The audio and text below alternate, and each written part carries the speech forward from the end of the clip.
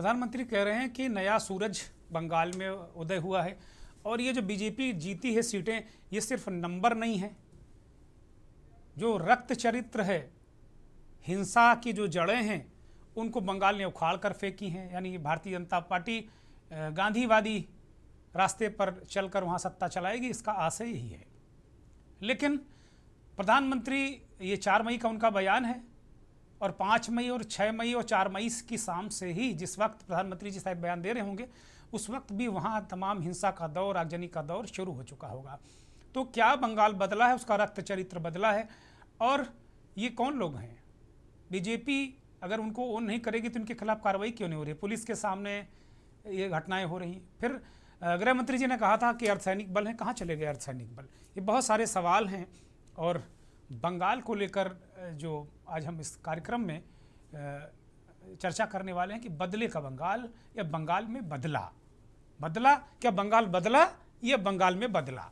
इसी पर आज हम चर्चा कर रहे हैं। हमारे साथ मेहमान जुड़ गए हैं, भारतीय जनता पार्टी के नेता अभी आएंगे। जितेंद्र सिंह मल्ली, समाजवादी पार्टी के प्रवक्ता, हमारे साथ इस कार्यक्रम में शामिल हो चुके हैं।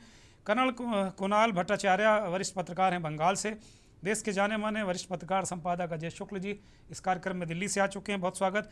वरिष्ठ पत्रकार अंजलि सिंह राजपूत दिल्ली से इस कार्यक्रम में आ चुकी हैं, बहुत स्वागत, बहुत धन्यवाद, बहुत आभार सभी मेहमानों को। अंजलि सिंह राजपूत से चर्चा की शुरुआत करेंगे। अंजलि जी, प्रधानमंत्री जी कह रहे हैं कि भाई हिंसा की जड़ों को उखाड़ फेंका है, ये केवल बीजेपी का नंबर नहीं, ये हिंसा की जड़ों को उखाड़ फेंका है। बंगाल में नया सूर्योदय हुआ है पहली बार जीवन में अब तक। ये कैसा सूर्योदय है अंजलि जी? लगातार हिंसा, हत्याएं, ये कौन सा चरित्र है? वही जिसको लेकर हम वामपंथियों को कटघरे में खड़ा करते थे, ममता बनर्जी को कब बीजेपी के लोग कटघरे में खड़ा करते थे, आज वो खुद कटघरे में खड़े हुए हैं। अंजलि जी। जी, मैं सिर्फ ये पूछना चाहती हूँ सरकार से कि क्या चुनाव के दौरान ही जो है सुरक्षा गतिविधियां जरूरी है? क्या चुनाव के बाद आम जनता को, आम पब्लिक को सुरक्षा की कोई गारंटी नहीं देगी सरकार?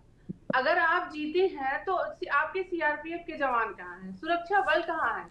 इस तरीके नहीं, अंजलि जी, गृह मंत्री जी ने कहा था कि 60 दिनों तक अर्धसैनिक बल रहेंगे। वहां करीब 2.25 लाख अर्धसैनिक बल हैं। लगातार लोग इस बात की जानकारी दे रहे हैं।